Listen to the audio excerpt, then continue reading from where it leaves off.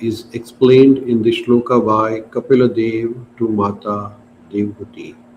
Kapila Dev says, Tadartham kurute karma yadabado yati samspratam yo anyuti dadat klesham avidya karma bandhana because of the bondage of karmas. So Kapil Dev says, Tadartham kurute karma yatabadhayati samsritam yahanuyati dadat klesham avidya karma bandhana. For the sake of the body, which is the source of the constant trouble to him, and which follows him because he is bounded by ties of ignorance and fruitive activities. One performs various actions which cause one to be subjected to repeated birth and death. That's karma bandhana. One is tied to repeated birth and death because of karma bandhana. Now, why one performs karma? That is because one wants to enjoy this body. Actually, the body is the source of constant trouble for one person. But because of the ignorance, one thinks that one is body and tries to enjoy that particular type of body. And for that enjoyment, one performs various types of karmas, good karma, bad karma, and because of that, one is tied up into karma bandhana. So that is what is explained here by Kapila to Mata Devhuti. Purport Srila Prabhupada ji explains, in Bhagavad Gita, it is said that one has to work to satisfy Lord Vishnu. For any work done without the purpose of satisfying the Supreme Personality of Godhead is the cause of bondage. That shloka is Yagnarthat Karmano Anyatra Loko Yam Karma Bandhana.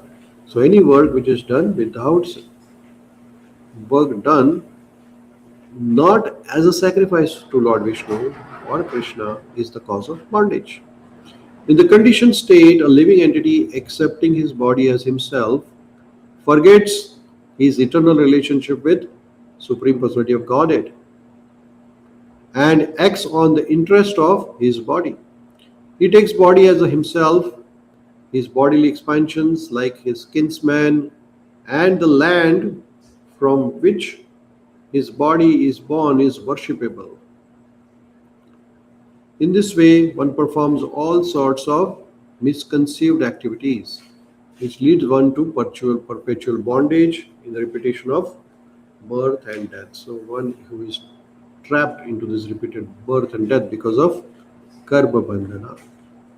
So, Srila Prabhupada further explains, in the modern civilization, so-called social, national, and government leaders mislead people more and more under the bodily conception of life, with the result that all the leaders with their followers are gliding down to the hell, birth after birth, because everybody is thinking they are the body, and the leaders are also propagating that. So, this bodily concept of life is causing one to suffer again and again.